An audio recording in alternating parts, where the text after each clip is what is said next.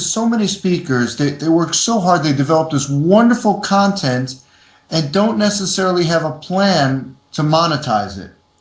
And like I said, webinar is merely technology that has lots of applications, lots of uses, and one of those uses is for training.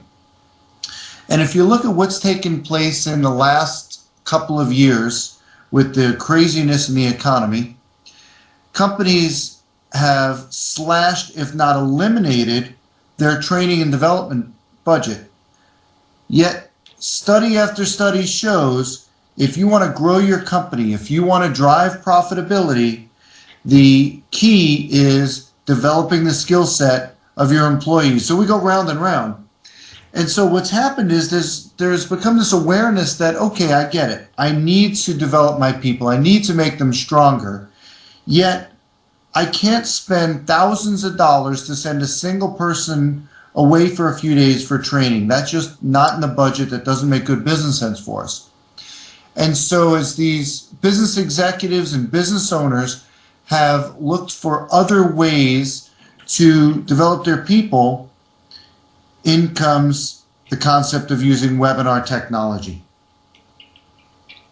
Yeah, you bring up a very good point. So it sounds like for the consultant that's out there, the single shop consultant, this is an opportunity for them to approach some of these companies and offer this type of training. And that's exactly right. Unfortunately, they are going to start with, oh, sure, I'll do a webinar, I won't charge you for it. So the first step is from a personal mindset as a consultant, a speaker, a trainer, or an author to say, you know what? This is my valuable material, and I should be paid for it. And so what you can't confuse is when the content really deserves to be free versus for fee. I'll give you an example, B. I get calls from people all the time who say, Lee, I know exactly what webinar I want to do with you guys. I have this great new book, and the title of the webinar is going to be the title of my book, and I'm going to spend an hour taking people through the book. And I'll say, oh, great, so you're going to do a free webinar. And they'll say, no, I want to do an attendee-funded one.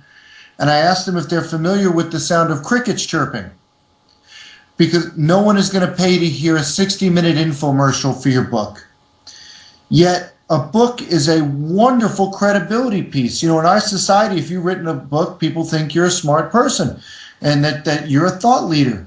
And so when we talk about generating registrations for an attendee-funded webinar, one of the credibility pieces we look for is, are you published on the subject? But doing that attendee-funded webinar on your book doesn't work. So what we counsel folks to do is to pick a chapter, maybe 2 chapters in the book, and take the audience on a deep dive into the content, beyond what's on the pages. Help them to absorb what they've put on those pages. And so you have the wonderful credibility because you've written the book, but now you're providing skill-based training. And so that's another line that gets crossed is if you are going to deliver information in your webinar, that's expected to be free. If you're going to deliver skills or transference of skills in the webinar, now you've crossed over to training and people will readily pay for training.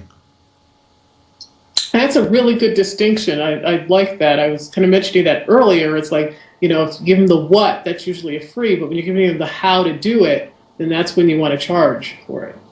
Well, I'll give you an example. A lot of times you'll see a webinar description, and when you get to the bullet point section, it'll say at the beginning, in this webinar, you will learn. And then the bullets talk about various information subjects. When we're talking about attendee-funded webinars, it would say, in this webinar, you'll learn how to blank, blank, blank.